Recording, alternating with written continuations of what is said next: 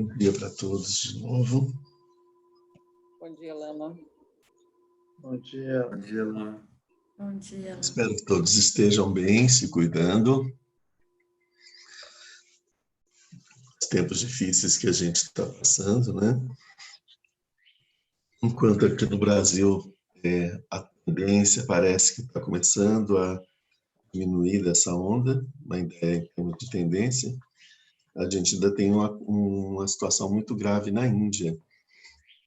E aí, então é importante depois a gente, quem puder ajudar de alguma forma, né? O Rinpoche está fazendo uma campanha internacional de ajuda para os tibetanos, né, que estão refugiados na Índia, para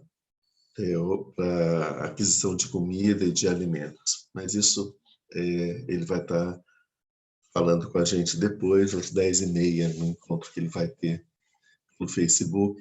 Ele vai falar com a comunidade, né, e também fazer uma prática de Chirenzi. E nós estamos aqui estudando o nosso Mahaprajna Paramita Sutra, especialmente assim, o título do estudo de hoje, a parte do capítulo que a gente está vendo, são as 4 fixações do pensamento. E aí, sobre isso que a gente vai estar continuando, né? A gente está falando, está vendo os auxiliares da iluminação. Especialmente hoje a gente vai entrar das 4 fixações do pensamento. Uma introduzida assim meio brusca, né? Mas enfim, a gente não pode perder muito tempo, porque o nosso tempo é curto hoje, né? Então vamos começar fazendo a nossa leitura da Prajna Paramita, do Mahaprajna, da Prajna Paramita Hridaya, né, que é o coração da Prajna Paramita. Algum tem esse texto, podem acompanhar comigo. A essência do vitorioso conhecimento transcendente. Assim ouvi, certa vez o Bhagavad estava em Rajagriha, na colina dos Abutres, na companhia da grande comunidade de monges e da grande comunidade de bodhisattvas. Entrou no samadhi denominado percepção profunda, que observa atentamente todos os fenômenos. No mesmo momento, o sublime Bodhisattva Avalokiteshvara, estando em absorção no conhecimento transcendente, viu que a natureza dos 5 agregados era vazia. Depois, pelo poder do Buda, o venerável Shariputra perguntou ao Bodhisattva Avalokiteshvara: como devem treinar-se os homens e as mulheres afortunados que desejem realizar o profundo conhecimento transcendente? Assim ele falou. Então o Bodhisattva Mahasattva Avalokiteshvara respondeu ao venerável Shariputra: Shariputra, aquele ou aquela que deseja entregar-se à prática do profundo conhecimento transcendente devem ver assim. Ele deve ver que a natureza dos 5 agregados é vazia e totalmente pura. A forma é o vazio é a forma não é nada além que o vazio não é nada além que a forma. Da mesma maneira que as sensações, as percepções, as formações mentais e as consciências são vazias. Assim, Shariputra, todos os fenômenos são vacuidade. Eles não têm nem características, nem origem, nem fim. Eles não são nem impuros, nem livres de toda impureza. Nem aumentam, nem diminuem. Eis então porque no seio da vacuidade não há forma, sensação, percepção, formação mental, nem consciência. Não há nem olho, nem ouvido, nem nariz, nem língua, nem corpo, nem mente. Não há nem forma, nem som, nem odor, nem sabor, nem contato, nem fenômeno mental. Não há qualidades inerentes à visão, à audição, ao olfato, ao paladar, ao tato e à consciência mental. Não há nem ignorância, nem envelhecimento, nem morte, nem sua respectiva cessação. Da mesma maneira, não há nem sofrimento, nem origem do sofrimento, nem extinção do sofrimento e nem caminho. Não há nem sabedoria, nem realização, nem não realização. Assim, Shariputra, uma vez que para os bodhisattvas não tem nenhum dano, eles apoiam-se sobre o conhecimento transcendente e ali permanecem. Sua mente é desprovida de todo véu, são destemidos, transcenderam toda visão errônea e passaram definitivamente para além do sofrimento.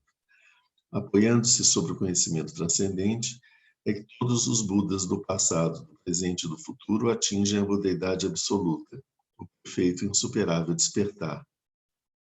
É por isso que o mantra do conhecimento transcendente, o mantra da clarividência, o mantra insuperável, o mantra inegável, o mantra que alivia totalmente todo sofrimento, não mente.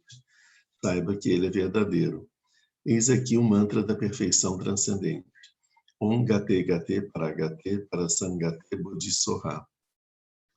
Shariputra, é assim que um grande Bodhisattva deve treinar-se no profundo conhecimento transcendente. Depois o Bhagavat saiu de seu samadhi e felicitou o Bodhisattva Mahasattva Avalokiteshvara. Excelente, excelente, nobre filho. É isso, é isso. Depois que o Bhagavat assim disse, o venerável Shariputra, o Bodhisattva Avalokiteshvara, todos aqueles que o cercavam e o mundo com os deuses, os humanos e os semideuses e os Gandharvas se regozijaram e louvaram sinceramente suas palavras.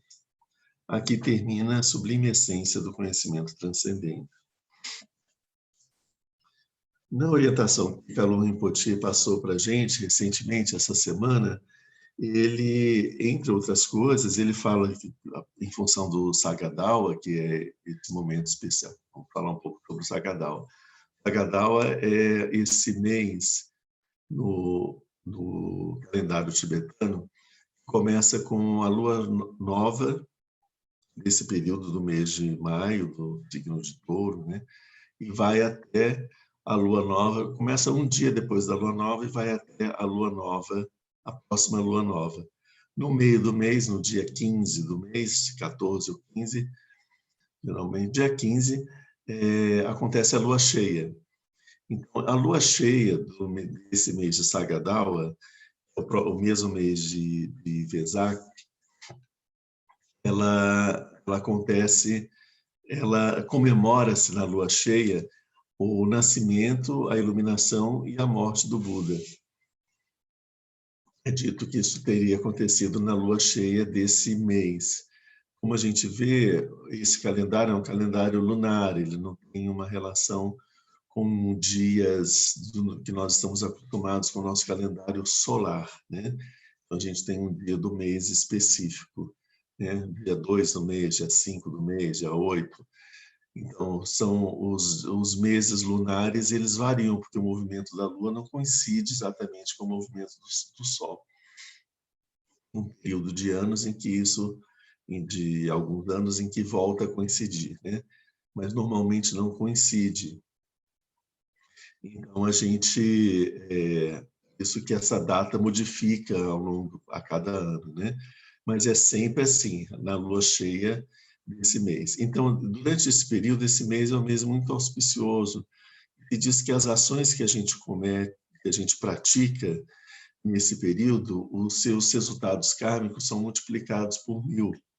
Então, se nós fazemos boas ações, essas ações valem muito mais do que se nós fizéssemos em outros períodos do ano. Também, se nós fizermos alguma ação negativa, elas são muito mais graves do que se a gente fizesse em outros períodos do ano.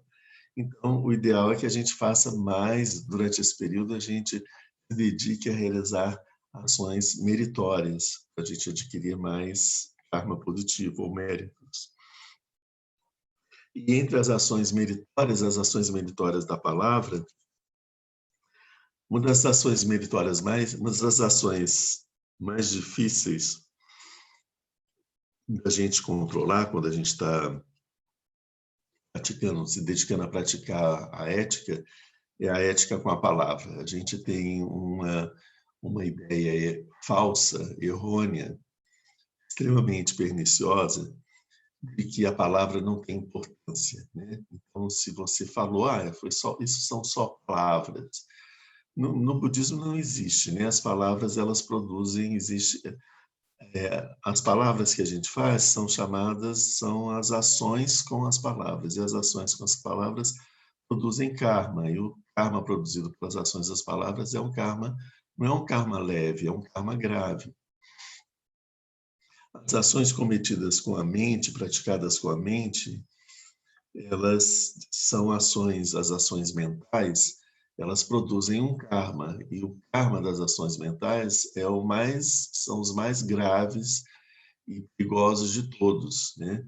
Uma ação mental é muito mais perniciosa do que uma ação física, porque um pensamento equivocado, um pensamento de maldade, uma mente contaminada pela maldade, não vai ficar só no pensamento, ela vai praticar muitos atos de maldade por onde ela for passando, né?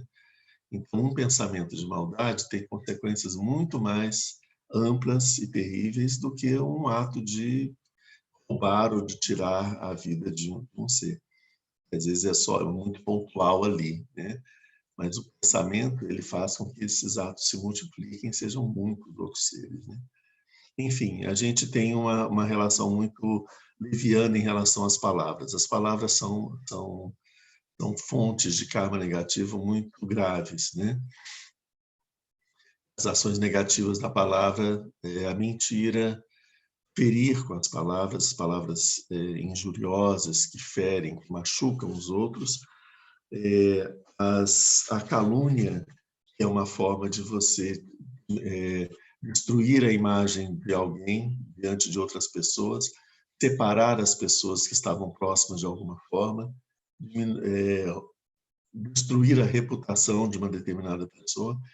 Então, a calúnia é uma ação muito grave. E a tagarelice, ou seja, fazer palavras sem sentido, palavras vãs, bobas, xixes, brincadeiras, piadas, todas essas coisas, é uma tolices, né? Falar tolices, isso também é uma ação muito negativa. É uma ação negativa que aumenta a quantidade de ignorância e de obtusidade da mente e de confusão, né?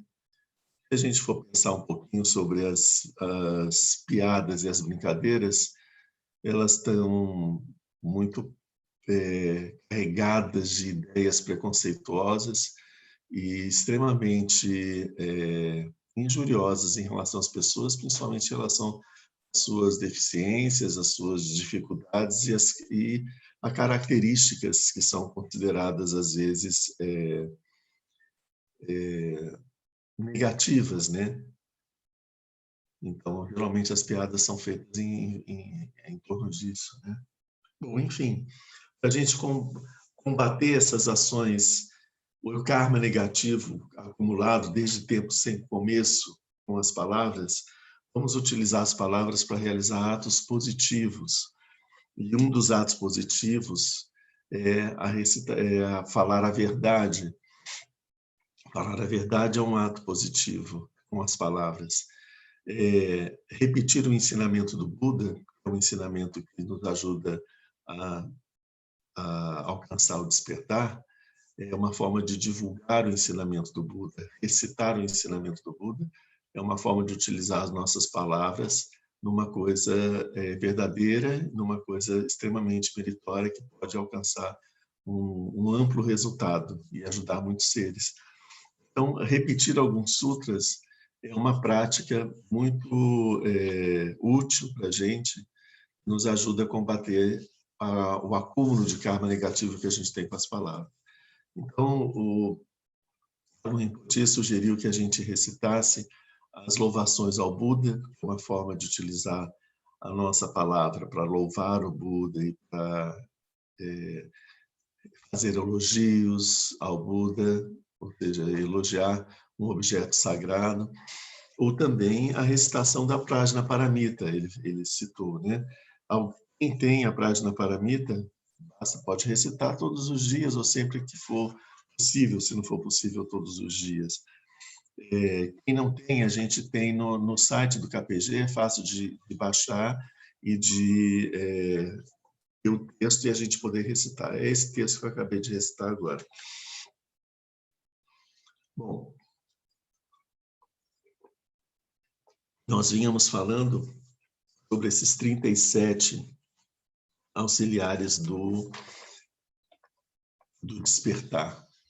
São 37 dharmas mentais, ou seja, qualidades da mente, produções mentais, atividades mentais, que ajudam a gente na prática da meditação, ajudam a gente a seguir o caminho.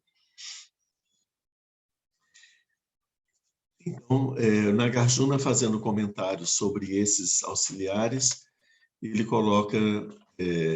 começa assim, o discípulo perguntando: as 4 fixações da atenção, o tema do nosso estudo de hoje, sendo suficientes para obter o caminho, por que falar de 37 auxiliares?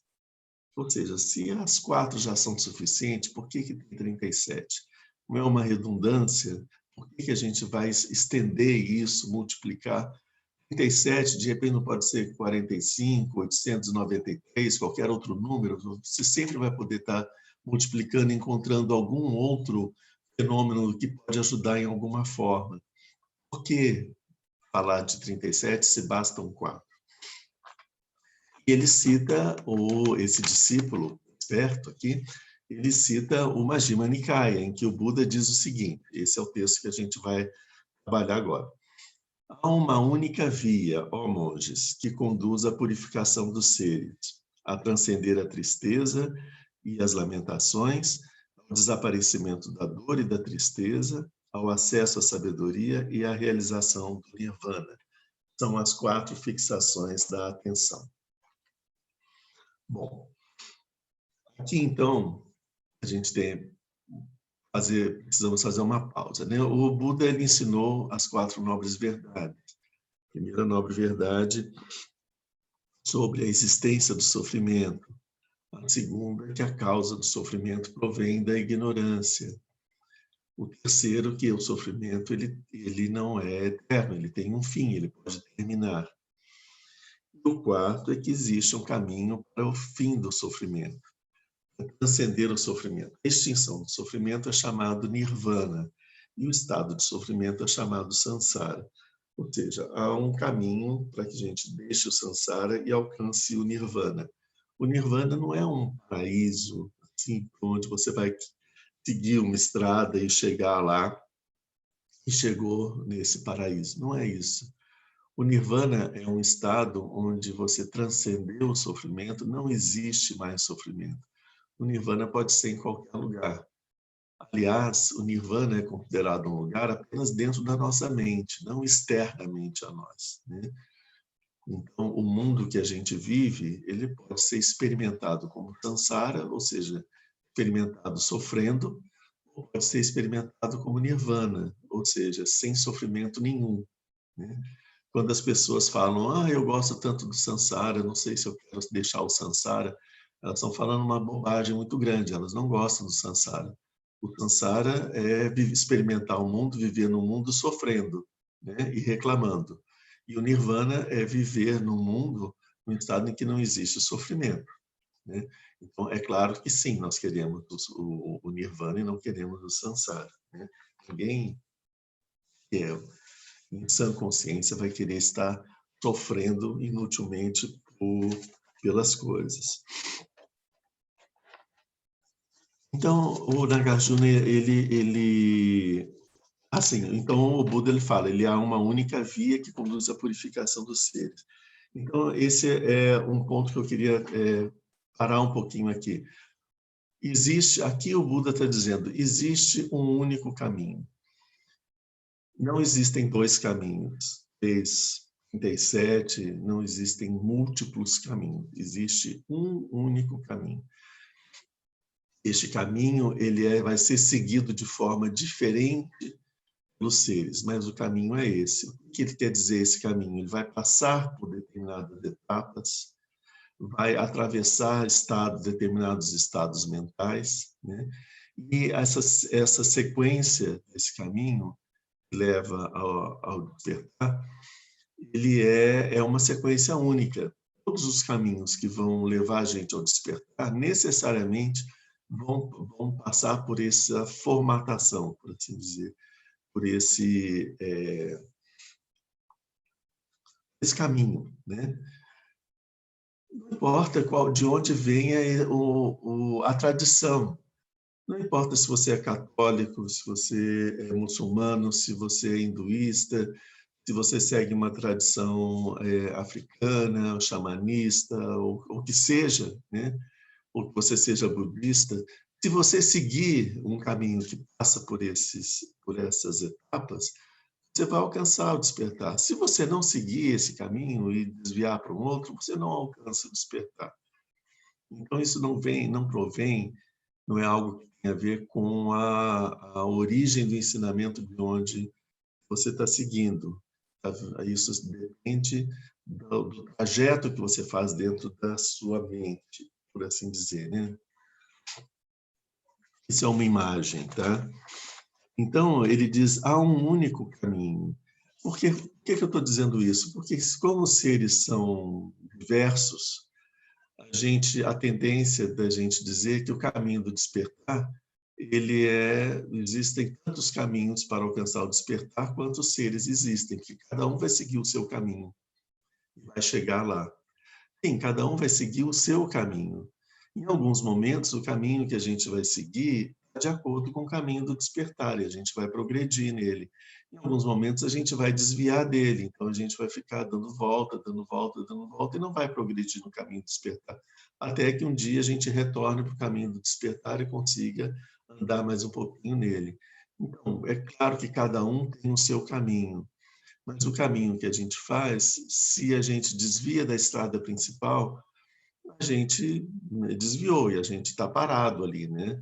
Algumas vezes a gente até volta para trás, aí tem que pegar a estrada principal num ponto lá onde a gente já tinha seguido antes, para poder seguir de novo, né? Mais ou menos essa que é a ideia.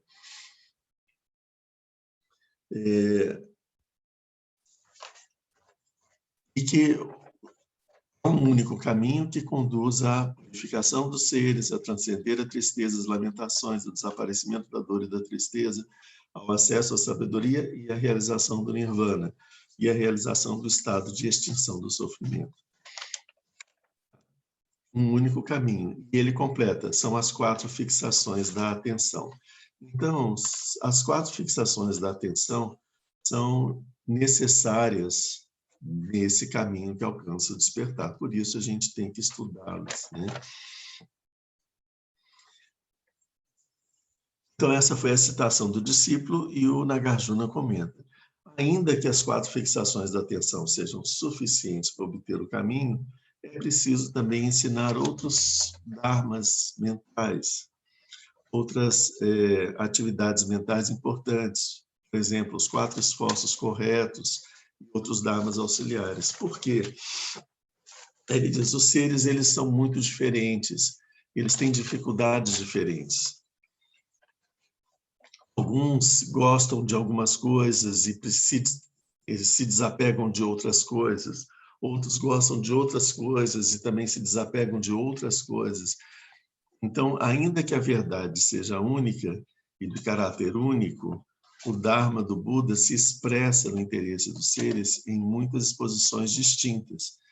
Ele diz, existem 12 tipos de textos dos ensinamentos do Buda. E o Buda ensinou 84 mil ensinamentos, são os 84 mil artigos do Dharma. Nos tempos antigos, os Budas, depois de terem ensinado as 4 nobres verdades, não falavam mais nada. Mas esse Buda dessa época atual, ele, pensando nas diferenças que existem entre os seres, ele, além de ensinar as 4 nobres verdades, ele ensina os seres sobre diversos auxiliares para alcançar o estado de despertar, né? Aqui, então, ele fala sobre as 4 nobres verdades que o Buda ensinou, que, primeiro, os dharmas corporais e mentais são todos dor, dukkha, sofrimento, e não possuem felicidade, sukha, alegria, felicidade, estado de bem-aventurança. Quando fala de dor, a gente está falando de todos os tipos de dores, de sofrimentos, especialmente da insatisfação, é um tipo de sofrimento muito sutil. Muitas vezes as pessoas falam, não, eu não tenho sofrimento, mas vivem num estado de insatisfação, né? Todas as experiências agradáveis, prazerosas, elas chegam a um estado em que elas terminam com uma amargura, um estado de insatisfação. Ao término da experiência, a gente tem aquela sensação de não foi suficiente, não era bem isso que eu queria algo mais, né? Então, essa insatisfação da mente que faz com que a gente imediatamente comece a buscar um outro objeto de desejo. As causas e condições dessa dor são a sede, Krishna, e as outras paixões. Então, é chamado de essa avidez pela experiência, é chamado de sede, né? Então, sede é essa avidez com que a gente busca as experiências do prazer. E as outras paixões, essas paixões ou pechas, são as emoções perturbadoras. A gente tem 5 emoções perturbadoras clássicas, que a gente já está acostumado, vez por outra a gente está falando delas, que são o ódio, a raiva,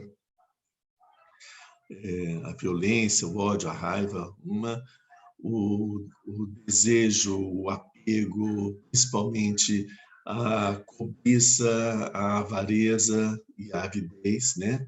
É um outro. A outra emoção é o estado de estupidez, obtusidade mental, medo e ignorância.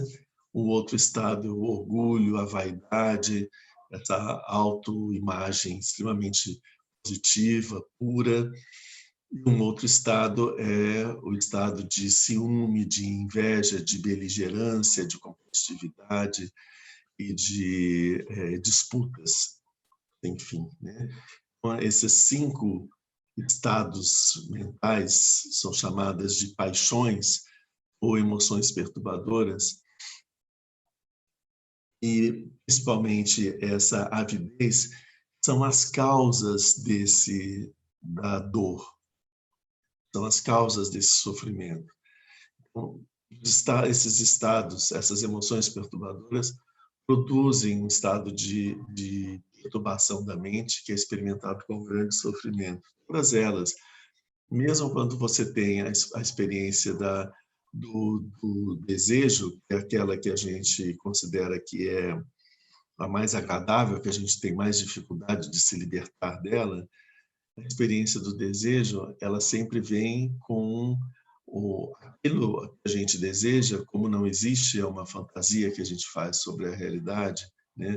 É uma imagem que a gente faz sobre, a gente constrói esse objeto do desejo e a gente tenta encontrar ele na realidade, mas ele não existe lá fora da mesma forma como a gente construiu na nossa mente. Então ele nunca se encaixa completamente. A gente sempre que acha que encontrou o objeto do desejo, a gente sempre reclama porque ele não é bem aquilo como deveria ser, né? Então, é um sapatinho de cristal que nunca consegue entrar em pé nenhum que está do lado de fora, né? É um modelo, uma construção que a gente faz. Então, ele sempre traz uma sensação de insatisfação, de sofrimento junto. Além disso, existe também outros medos, outros sofrimentos, que é o medo de que eu nunca vou alcançar esse objeto de desejo. Esse é o medo, ou seja, eu sempre vou estar afastado dele. Um outro medo é, uma vez eu alcançado esse objeto, eu posso perdê-lo de alguma forma. Então, tem o medo de não alcançar e, quando alcança, o medo de perder. Então, essa experiência do prazer, ela sempre vem ser acompanhada de outras formas de sofrimento. Com esse medo de prazer, muitas vezes você tem o desenvolvimento da avareza, quando você não quer experimentar a pobreza. Então, você se esforça de diversas formas, algumas formas honestas e outras não, para poder acumular riquezas. Aí você acumula riquezas e você não é mais pobre, ok. mas você não pode gastar essas riquezas, porque se você gastar essas riquezas, você pode ficar sem. Então, você acumula, acumula, acumula, e não usufrui de forma nenhuma. Você continua pobre, com um tesouro do lado, acumulando, acumulando, acumulando, mas sem poder utilizar esse tesouro com medo de ficar pobre. Então, você fica pobre com medo de ficar pobre, né? Não ficar pobre, você fica pobre, né? Então, assim, essa é a ideia que traz da avareza. Isso está dentro da esfera do desejo, do apego, etc. Essas emoções todas, elas são bastante perturbadoras de sofrimento da mente. Eles são produzidos pela ignorância, principalmente. Como assim a ignorância? O que a ignorância tem a ver com isso? A ignorância, especialmente a ignorância em relação à nossa verdadeira natureza. Como a gente não identifica, não reconhecemos a nossa verdadeira natureza, nós nos identificamos com um ego que é extremamente frágil e necessita de se cercar de muitos cuidados para não desaparecer completamente, né? Então, como é uma imagem, uma miragem, você não pode movimentar muito as coisas ali em volta, senão essa imagem desaparece.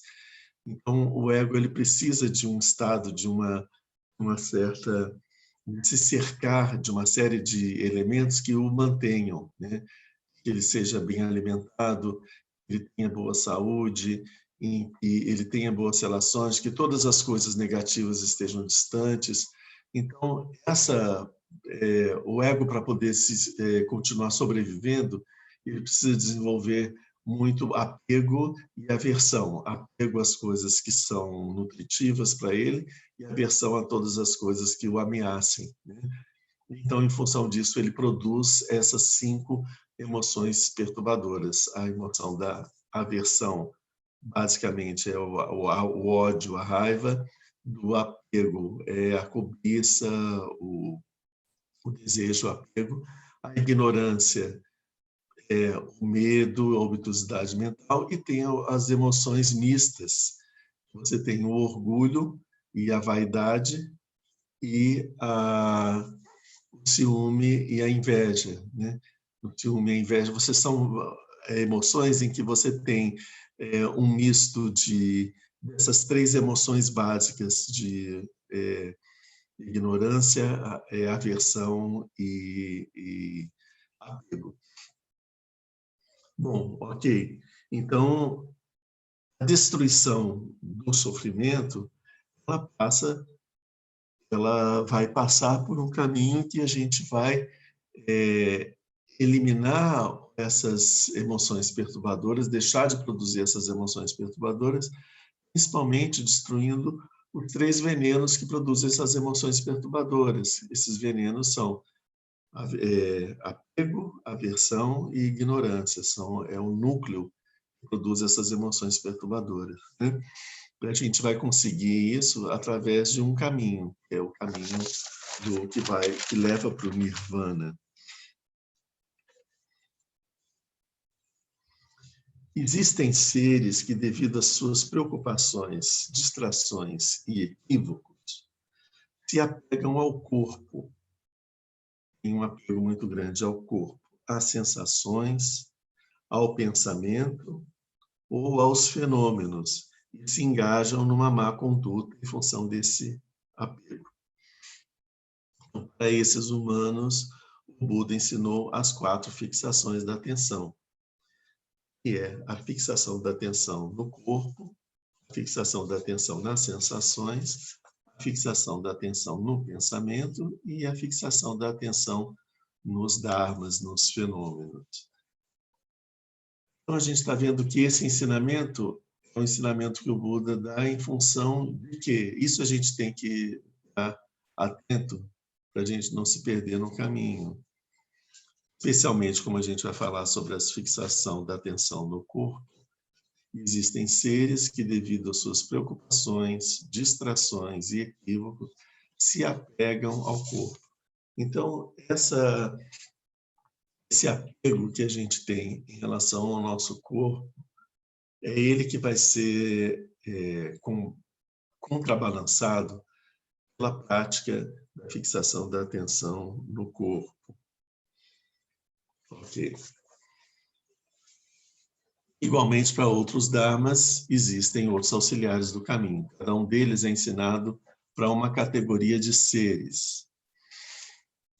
E aí ele diz, é como se um mestre de medicamentos, a palavra em sânscrito aqui é Baishagya Guru, é como se o Baishagya Guru em tibetano é Sangemela, né? O Buda da medicina. Então, é como se Sangemela, é isso que está dizendo o texto, não pode curar todas as doenças com um único remédio. Você se lembra que o Buda falou, existe só um caminho? Então, não existe só um remédio? Né? Ele falou, não dá para curar só com um remédio, porque os seres são diferentes. Eles estabelecem relações diferentes, distrações diferentes, os seres são diferentes. Se você ensinar um remédio só, eles não vão conseguir, não vai ser suficiente. Alguns vão alcançar o resultado e os outros não. Como os seres são diferentes, ele diz, como para poder curar todas as doenças, não dá para curar com um único medicamento. As doenças sendo diferentes, o remédio a ser aplicado não pode ser único. Da mesma forma, o Buda se adapta às diversas formas de doenças mentais de que sofrem os seres e os guia por remédios, os cura por remédios diversos. Então, o Buda vai utilizar remédios diversos para curar as doenças mentais. Aqui a gente tem um outro ponto para comentar. Na visão budista, todos os seres que estão no samsara, sofrem de doenças mentais. As doenças mentais do budismo não têm absolutamente nada a ver com as doenças psiquiátricas. Não dá para a gente fazer uma correlação entre o que o Buda chama de doenças mentais ou de doenças espirituais com as doenças, os problemas, os transtornos psiquiátricos. São coisas completamente diferentes, né? Por exemplo, o apego é uma doença mental no budismo, mas o apego não significa nada em termos psiquiátricos, né? E é claro que os transtornos psiquiátricos significam, na sua origem, na sua base, uma série de processos mentais que vêm dessas doenças mentais aqui do budismo. Elas vão, em alguns momentos, por causa de causas e condições de origem kármica, produzir sofrimentos físicos, né? Sofrimentos psiquiátricos, sim, e sofrimentos físicos também. Uma dor de estômago, ela é tão fruto das doenças mentais que o Buda está falando, como uma esquizofrenia, uma ansiedade, sabe? Ou, às vezes, a amputação de um dedo do pé pode ser também como causas às vezes as mesmas doenças mentais de que se está falando aqui. Então, a gente não deve fazer essa associação direta, porque ela é completamente falsa, certo? É claro que se a gente tratar as doenças mentais de que o Buda está falando, que são os processos mentais equivocados, a gente vai produzir um alívio, sim, nos seus resultados tardios. Dependendo da intensidade do karma que as pessoas estão sofrendo, é possível que, com o tratamento dessas doenças espirituais, mentais, por assim dizer, a gente consiga um alívio das doenças físicas e psiquiátricas. Pode ser, em alguns momentos, o karma é tão intenso, tão pesado, mesmo você causando o alívio desses processos mentais, você não consegue realizar a eliminação dessas doenças físicas. Mas a forma como você vai experimentar elas vai ser diferente, porque a forma como você vai estar funcionando a sua mente vai ser diferente. Então, o que pode significar um alívio, né? Mesmo que você não tenha uma cura física, você vai ter uma forma diferente de experimentar esse sofrimento físico, que não vai ser como você estava experimentando antes, né? Com a sua pergunta. Tudo bem até aqui? A gente faz um sinalzinho assim, se tiver tudo. Ah, ok. Então, vou seguir. Então, é interessante que o Buda, mais uma vez, ele utiliza esse modelo de médico para poder falar sobre o processo de despertar. Então, ele diz, todos nós que estamos no Sansara sofremos de doenças mentais, né? Que é o que mantém o Sansara. O Sansara é o sofrimento. Aliás, o Sansara é são as próprias doenças mentais, o estado dessa doença mental. Então, por isso se diz que o Buda ensinou 37 medicamentos para poder curar essas doenças. Existem 37 medicamentos. E quais seriam esses 37 medicamentos? Os 37 auxiliares da iluminação. Então, esses 37 auxiliares da iluminação são os 37 medicamentos que Baixaja Guru, ou seja, Sangemela, utiliza para curar as doenças dos seres. Doenças mentais, em primeiro lugar, depois chegando nas outras. E em seguida, o Nagarjuna falou, o Buda ele ensinou diversamente para os seres, para alguns seres ele ensinou um ensinamento, para outros ele deu 2, para outros ele deu 3, para outros ele deu 4. Ele fala, às vezes o Buda dá um ensinamento, aí ele cita, assim o Buda disse para um monge, isso não é seu, não pegue. O monge respondeu, eu já sei, Bhagavan. E o Buda perguntou, o que você sabe? E o monge respondeu, os dharmas não são meus, não devo pegá-los. Veja, o ensinamento do Buda, isso não é seu, não pegue, o monge esperto, né, hábil, compreendeu esse ensinamento e ele diz, os dharmas não pertencem, fenômenos não pertencem ao meu ego. Então, eu não devo me agarrar aos fenômenos, eu não devo aprender os fenômenos, eu devo observar simplesmente os fenômenos e não tentar apreendê-los com a minha mente de forma alguma. Então, você vê, é uma forma bastante inteligente, esse é um monge que realmente aprendeu com o Buda, né? Com uma única frase que o Buda falou, ele já teve uma compreensão que a gente aqui dificilmente consegue alcançar, né? Às vezes o Buda salva os seres ensinando duas coisas, a concentração e a sabedoria, como a gente já viu, né? A absorção meditativa e a prática. Às vezes 3 coisas, a ética, a meditação, a sabedoria. E às vezes 4 coisas, ou seja, as 4 fixações da atenção. Ok. Então, além disso, os bodhisattvas, eles vão pegar esse ensinamento das 4 fixações da atenção e compreender esses ensinamentos a partir da Prajnaparamita. Né? Sobre esses 37 auxiliares da iluminação, quando a gente vai analisar eles, né, ele cita aqui, né, que é uma coleção de todos os medicamentos que são suficientes para curar todas as doenças dos seres, ok? E ele vai dizer que esses 37, eles podem ser sintetizados de uma certa forma em 10 substâncias. Eles são a produção, são o resultado do desenvolvimento de 10 substâncias mentais, já que eles são fenômenos mentais, são atividades mentais. Então, teriam 10 raízes, que são fenômenos mentais. Quais são essas 10 raízes? A fé, a ética, a concepção, no sentido de pensamento, a forma de compreensão, a energia, a atenção, a concentração, a sabedoria, prajna, o relaxamento, a alegria e a imparcialidade.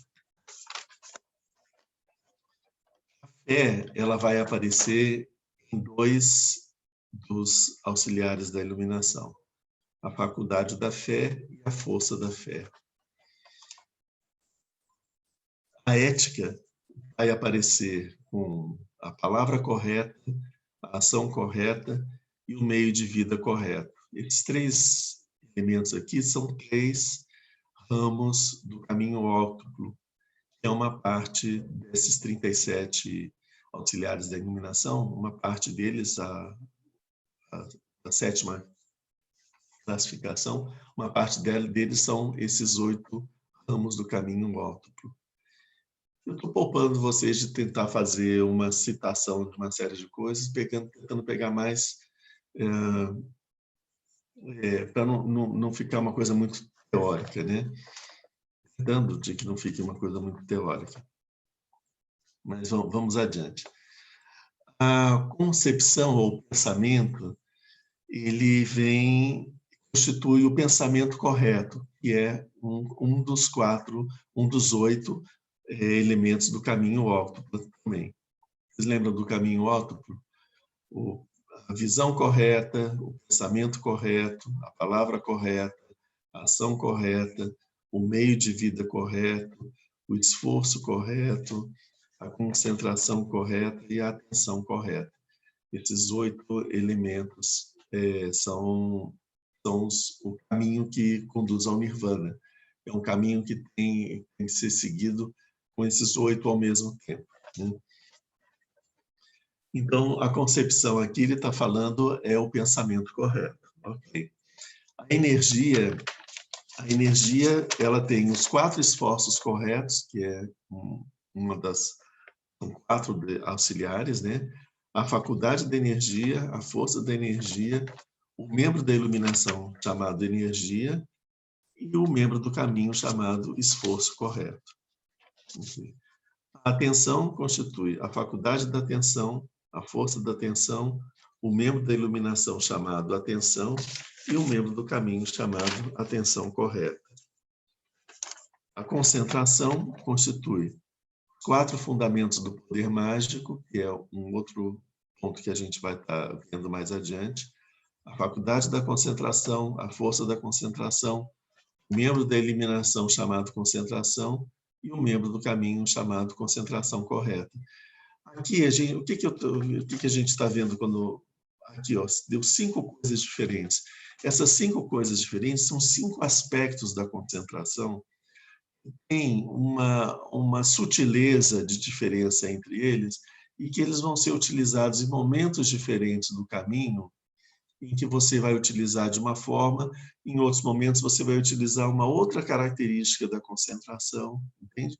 É por isso que aqui aparece o membro da iluminação chamado concentração, é uma coisa, e o membro do caminho chamado concentração correta é uma outra coisa. São sutilezas dentro do grande conjunto chamado concentração. A sabedoria constitui as 4 fixações da atenção. Então, as 4 fixações da atenção são uma forma de desenvolvimento da prajna, da sabedoria. A faculdade da sabedoria, a força da sabedoria. Quando ele fala faculdade, ele está falando de uma intensidade, a sabedoria numa intensidade pequena, e a força da sabedoria é isso numa intensidade muito maior. O membro da iluminação, chamado discernimento dos dharmas, e o membro do caminho, dito a visão correta. Relaxamento é um membro da iluminação chamado relaxamento. E relaxamento, ele está se referindo a um estado da mente distensionado. Não é um relaxamento físico, né? Não é preguiça. Relaxamento é uma mente sem obstruções, sem tensões, uma mente distensionada. Uma mente distensionada, ela é ágil, ela é criativa, ela é rápida. Então, isso é necessário para alcançar é um dos pontos necessários ser trabalhado para se alcançar o despertar. A alegria constitui um membro da iluminação chamado alegria, e a imparcialidade é um membro da iluminação chamado imparcialidade.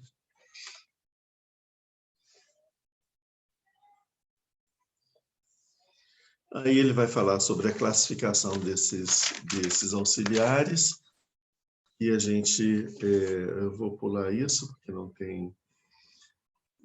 Eu vou incluir isso nessa parte aqui. Ele vai falar sobre a ordem em que esses auxiliares aparecem. Que é um ponto interessante, porque a gente vê no caminho do despertar,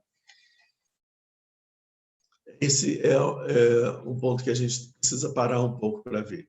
Quando o Buda ensinou muitos ensinamentos.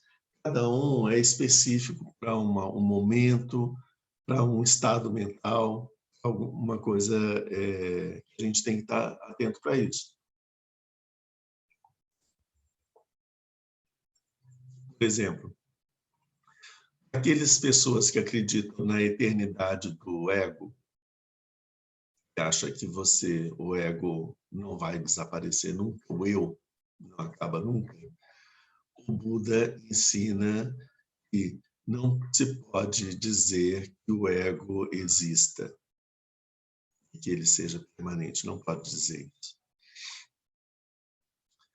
Ele vai ensinar sobre a impermanência, ele vai ensinar como que o eu é uma construção ilusória e depende da reunião de causas e condições, etc. Uma pessoa que pensa que não existe o eu, que morreu, acabou, né? As coisas não têm sequência, o Buda ensina, não se pode dizer que o ego não exista. Não se pode dizer que o ego não seja permanente. E a existência do karma, né?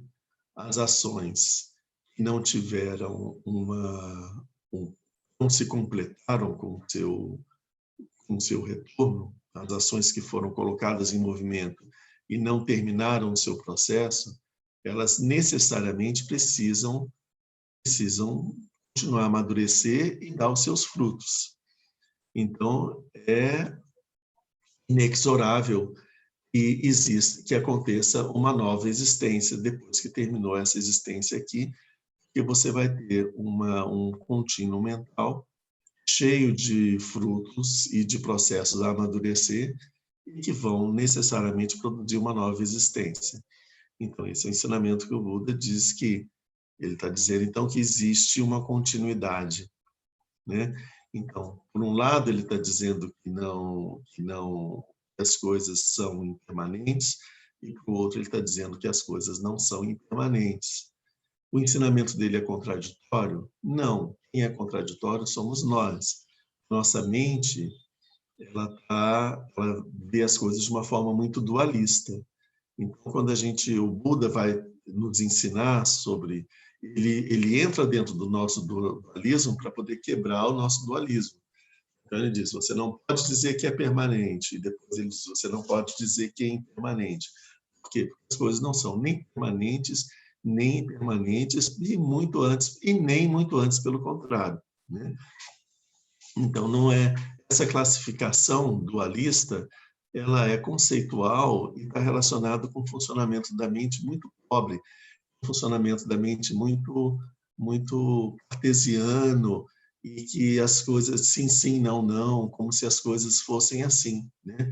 Então, o que o Buda propõe para a gente é que a gente quebre esse funcionamento cartesiano, ultrapasse isso e tente enxergar a realidade além desses conceitos, né?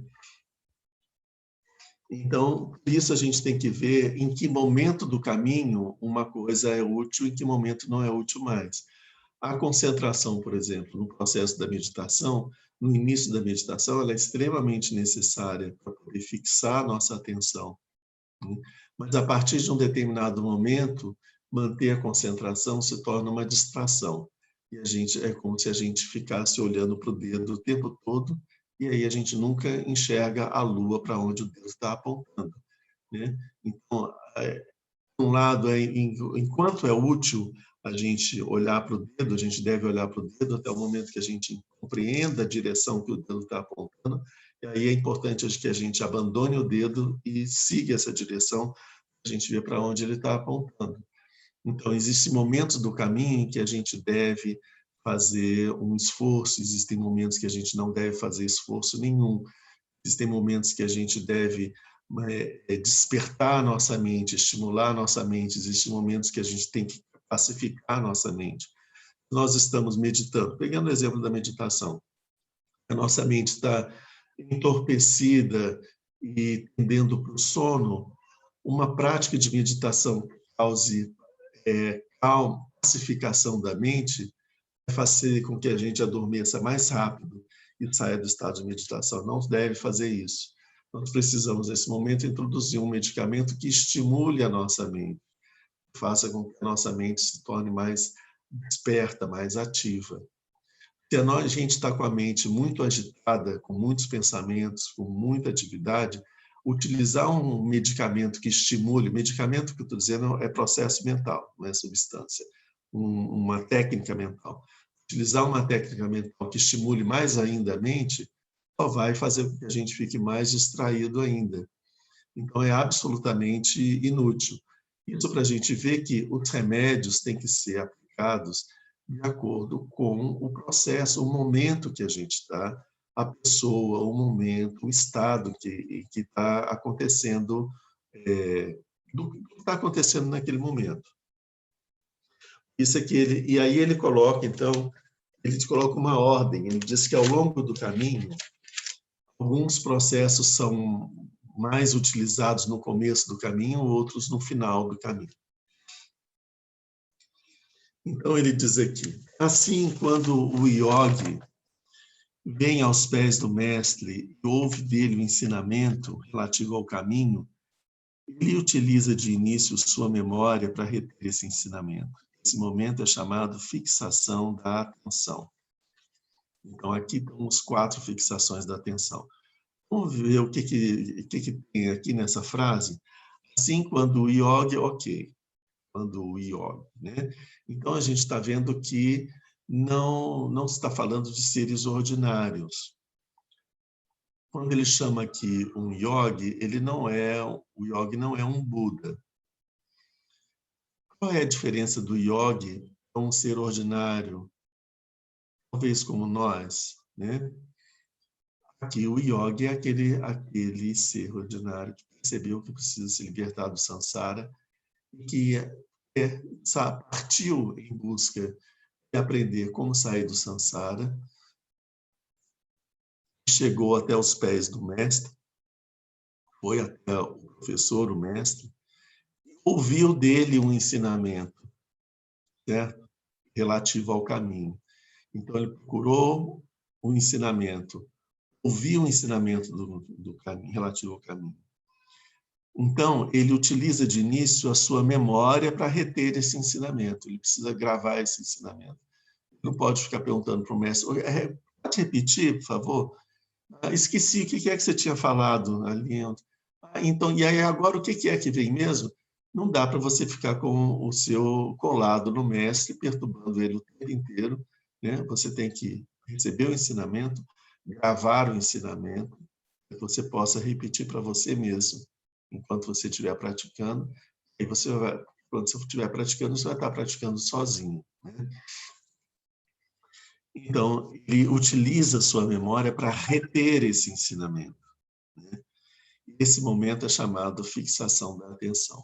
Então, assim, nesse momento da entrada no caminho, né, é chamado fixação da atenção.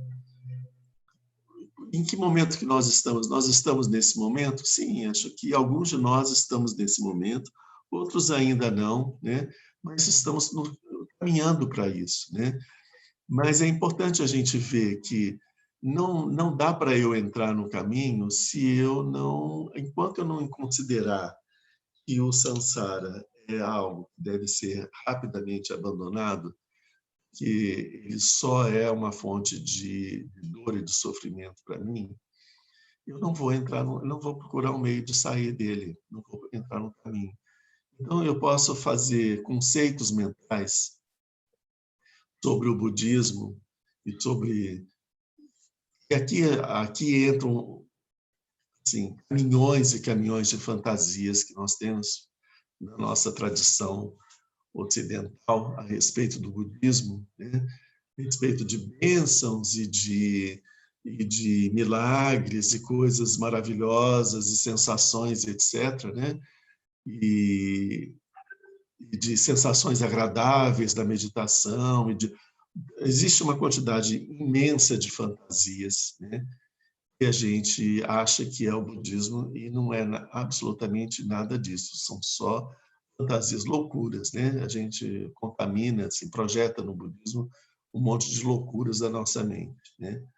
Com as quais o budismo não tem absolutamente nenhuma ligação. A única relação que o budismo tem com as loucuras da nossa mente é que ele fornece um remédio para acabar com todas elas, eliminar todas elas e destruir todas elas, né? Como que elas são obstáculos para o despertar. Então, tirando todas essas fantasias que a gente faz, né? É importante que a gente perceba isso, que o samsara é um estado de profundo sofrimento. Não existe um segundo ou um lugar no samsara onde exista a verdadeira felicidade, estado de felicidade. É sempre uma pseudo-felicidade contaminada com muito sofrimento. Então, a gente tem que sair. É como se a gente estivesse se afogando no mar. A gente precisa levantar a cabeça, colocar a cabeça fora d'água para respirar, senão a gente vai morrer afogado.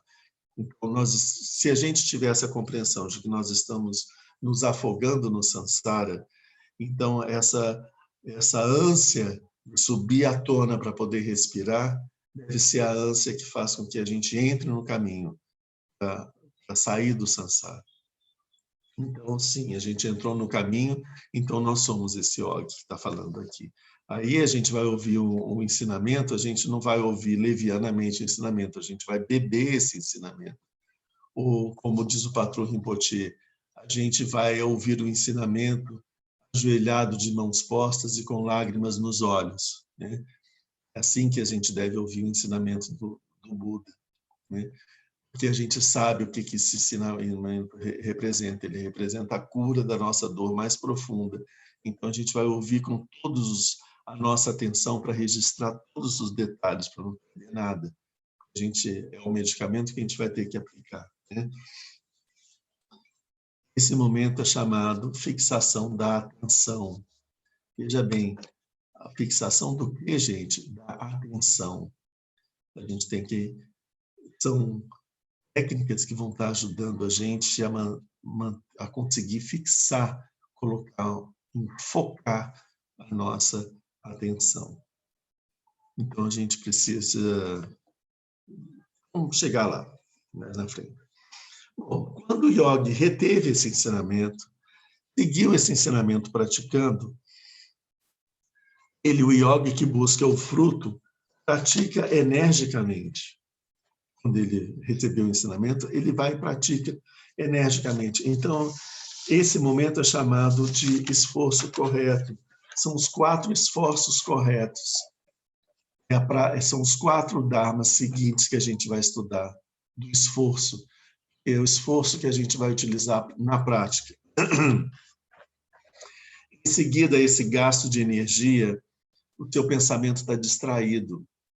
Então, ele concentra o seu pensamento e doma o seu pensamento, domestica o seu pensamento, subjuga ele, não deixa a sua mente ficar agitada para todos os lados. Isso é chamado fundamento do poder mágico. Então, em seguinte, vem os 4 fundamentos do poder mágico, que são uma forma da gente conseguir domesticar, controlar, subjugar o nosso pensamento, que é um elefante furioso ou um macaco que fica pulando de galho em galho, né? Quando o nosso pensamento estiver domesticado, ele vai produzir 5 faculdades. Primeiro, o verdadeiro caráter do Dharma é muito profundo, difícil de sondar, mas pela faculdade da fé, ele crê. Então, isso é chamado faculdade da fé. O que está querendo dizer aqui? No começo, a gente não consegue ainda compreender com profundidade os ensinamentos do Buda, o Dharma do Buda. Mas como a gente sabe que o Buda alcançou o despertar, ele está ensinando o ensinamento correto, mesmo que a gente não entenda ele completamente, a gente desenvolve um pouco de fé. Então, no começo, a fé é importante de que esse ensinamento, apesar de eu não compreender ele completamente, mas eu vou praticá-lo assim mesmo, porque eu acredito no Buda que está ensinando. Depois, ele não desperdiça a vida do seu corpo e de todo o seu coração, ele busca a iluminação. Isso é chamado a faculdade da energia. Terceiro, ele pensa sempre na iluminação dos Budas, não pensa em outra coisa. Isso é chamado faculdade da atenção. Quarto, ele sempre se concentra o seu pensamento sobre a iluminação. Isso é chamado faculdade da concentração. Quinto, ele considera as 4 nobres verdades e o verdadeiro caráter dos fenômenos. Isso se chama faculdade da sabedoria. Aqui são aquelas 5 faculdades que a gente viu antes, elas aparecem aqui nesse momento. Essas faculdades, elas são ainda, estão surgindo, são uma plantinha, elas são muito tenras ainda. Elas precisam se desenvolver para poder ser chamadas de forças, né? Quando essas faculdades são desenvolvidas, elas podem interceptar as emoções perturbadoras e interromper o processo das emoções perturbadoras. Então, aí elas se tornam forças, né? A força da fé, a força da energia, a força da atenção, a força da concentração e a força da sabedoria. Então, essas 5 faculdades, quando são desenvolvidas, se tornaram forças, elas podem gradualmente penetrar o Dharma mais profundo. Penetrando no Dharma mais profundo, a gente vai compreender os Dharmas de uma forma mais intensa e mais com a nossa própria experiência, né? Tendo obtido essas 5 forças, o yogi distingue os Dharmas do caminho da meditação. Então, ele vai ver que existem 3 membros do caminho, que são o segundo, o terceiro e o quarto. O primeiro a gente deixa de lado. O segundo é chamado discernimento dos dharmas, o terceiro, energia, e o quarto, alegria. Esses 3 membros do caminho da iluminação, eles são úteis quando o pensamento está se entorpecendo, fraquejando, débil e meio mergulhado num torpor, numa sonolência. Esses 3 membros da iluminação ajudam a gente a despertar a mente. É o discernimento dos dharmas, a energia e a alegria. Isso ajuda a gente a despertar a mente nesse momento da prática da meditação. Existem 3 outros membros que são chamados. É o quinto, o sexto e o sétimo. O relaxamento, a concentração e a imparcialidade. Se o pensamento se distrai no momento em que praticamos o caminho, esses 3 membros vão fixá-lo para que ele se concentre. Então, o relaxamento que ele está dizendo aqui não é o relaxamento, como eu falei, da preguiça, da moleza. Esse relaxamento é o distensionamento da mente. No momento que a mente está muito agitada, ela está muito tensionada. Então, o distensionamento da mente, a desobstrução da mente, a concentração da mente e o estado de imparcialidade, de desinclinação para um lado ou para o outro. São forças, são elementos aqui, membros que nos ajudam a fixar e concentrar a nossa mente. O que são membros? A gente caminha com eles, tá? É como se fossem pernas. São pernas com as quais a gente caminha na prática. O membro restante, que é o primeiro que a gente não falou, ele está presente tanto numa situação como na outra. É chamado a atenção. A atenção é como um porteiro e introduz tudo que é útil e afasta tudo que é inútil. Então, é a atenção que vai nos perceber quando a nossa mente está mais para um lado ou está mais para o outro, que a gente vai poder aplicar medicamentos adequados, né? Uma vez que o yoga tem obtido essas coisas, vocês veem que esses 7 ramos, 7 membros que a gente está falando aqui, eles são importantes para a gente colocar uma prática correta da meditação, certo? Uma vez que o yogi tem obtido essas coisas, a sua tranquilidade é perfeita, ele deseja entrar na cidade incondicionada do Nirvana. Por isso, ele pratica os dharmas do caminho, e esse momento é chamado caminho, ou também chamado o caminho óctuplo. O caminho óctuplo significa que são, como a gente já falou, aqueles 8 ramos do caminho, de uma forma reta, exata, correta. Aqui a gente pode usar uma imagem que vem de uma tradição irmã da tradição védica, os Parsis, né, da religião persa, as várias religiões persas, como teve várias religiões védicas, né, derivadas dos Vedas, os Parsis, que eram um outro grupo da mesma família, desenvolveu várias... a religião dos Parsis, ela seguiu processos paralelos, né, ao desenvolvimento da religião védica. Então, elas se comunicam muito, elas têm, o simbolismo delas é muito parecido, a abordagem é que é um pouco diferente. Mas existe uma tradição dos Parsis que diz que no caminho que leva para o paraíso, né, é como uma lâmina, a alma, né, segue, né, por esse caminho é como a lâmina de uma navalha. Então, é uma ponte que liga esse mundo onde nós estamos com o mundo de além, né? E justamente para o paraíso. É a lâmina de uma navalha. Se a gente cair para a direita ou cair para a esquerda, a gente mergulha em algo que seria tipo como se fosse o Sansara, né? Então, esse fio da navalha, esse caminho exato, extremamente reto, que você, um pouquinho para a direita, um pouquinho para a esquerda, você saiu completamente do caminho, essa é a ideia que está por trás desse caminho óctuplo. A reta visão, o reto pensamento, a reta palavra, é reto mesmo, né?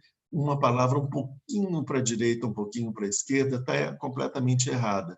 Mas se ela estiver exatamente reta, ela vai nos conduzir para o Nirvana, mas é importante que todas as outras coisas estejam presentes também. E em seguida, ele começa com as 4 fixações da atenção. É um assunto que eu já queria estar começando a trabalhar hoje, mas não vai ser possível. Só vou dar uma cancha aqui, dizer mais ou menos as cenas do próximo capítulo. Essas 4 fixações da atenção são as fixações da atenção sobre o corpo, as fixações da atenção sobre a sensação, sobre o pensamento e sobre os dharmas.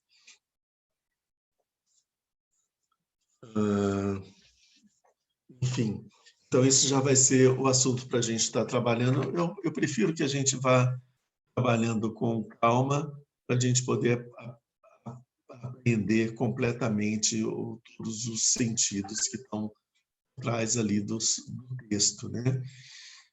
E então a gente vai estar vendo isso na nossa próxima semana.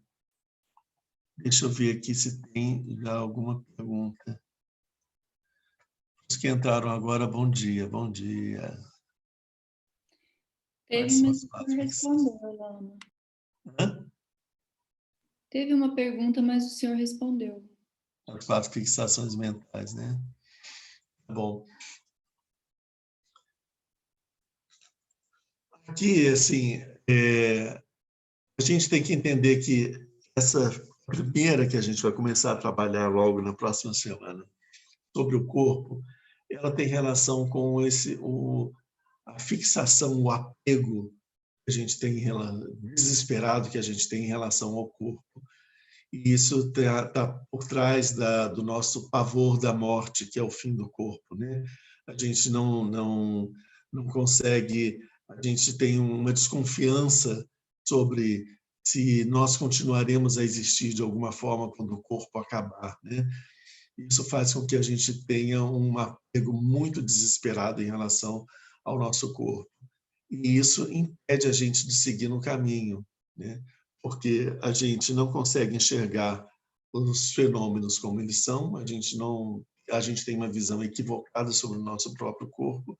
Então, o nosso próximo assunto, que vai ser a fixação da atenção sobre o corpo, a gente vai tentar desvendar o que, afinal de contas, o que é esse corpo.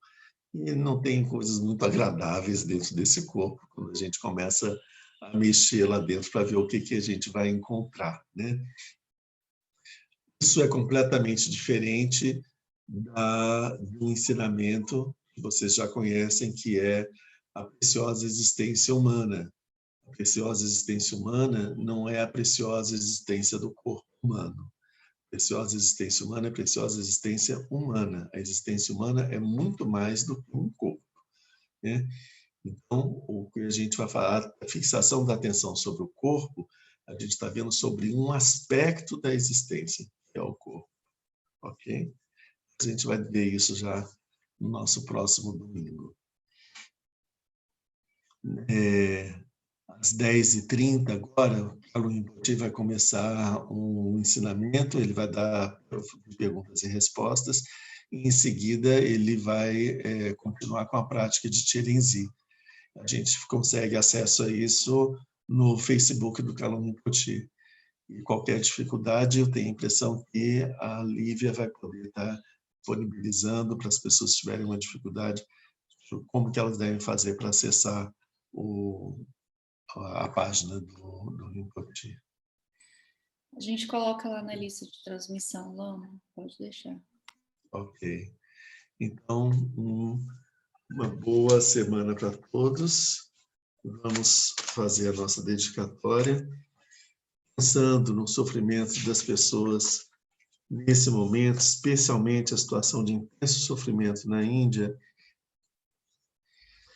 por causa da doença, da dificuldade de acesso aos tratamentos, a falta de medicamentos e a fome e ao desemprego, etc., né?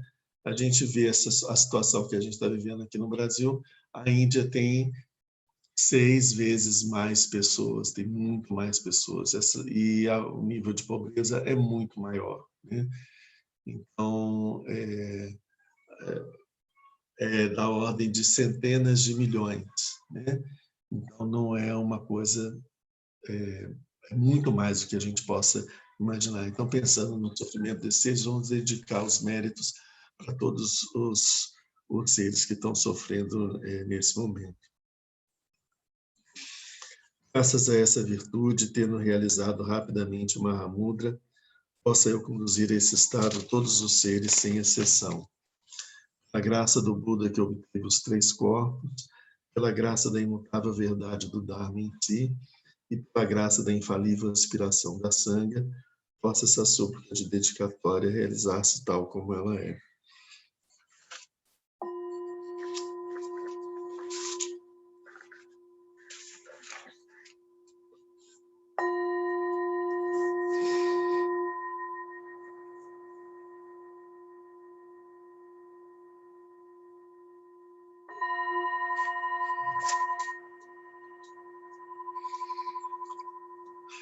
Ainda seguindo a orientação do Carlos Rinpoche, que pediu para as pessoas lerem, estudarem alguma coisa sobre a vida do Buda, especialmente nesse período do Sagadawa, nós vamos começar de novo, a gente vai fazer um novo ciclo de ensinamentos,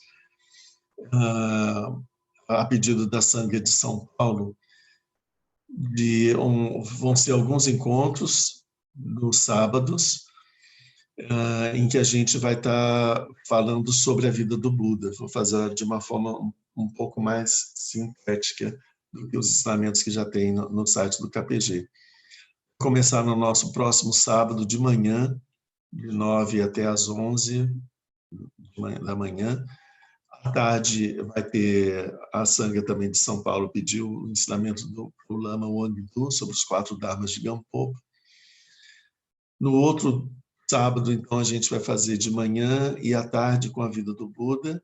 E depois, em junho, logo no finalzinho do Sagadal, a gente vai fazer ainda sábado de manhã e de tarde, mais um pouco sobre a vida do Buda. Então, isso vai estar vindo, vai ser, não sei se já foi disponibilizado no site do KPG, mas logo vai estar sendo disponibilizado o flyer com a orientação. E as pessoas que quiserem contribuir, é gratuito a atividade, né? As pessoas que quiserem contribuir com o Kalun Rinpoche vão poder fazer a contribuição seguindo as orientações que tem ali no flyer, e o dinheiro acumulado vai ser enviado diretamente a instituição que está realizando as atividades de beneficência do Kalun Rinpoche, que é um grupo que está ajudando o Medical Cancer Center, né? Betan Cancer Center. Ok? Boa semana para todos, se cuidem e vamos lá.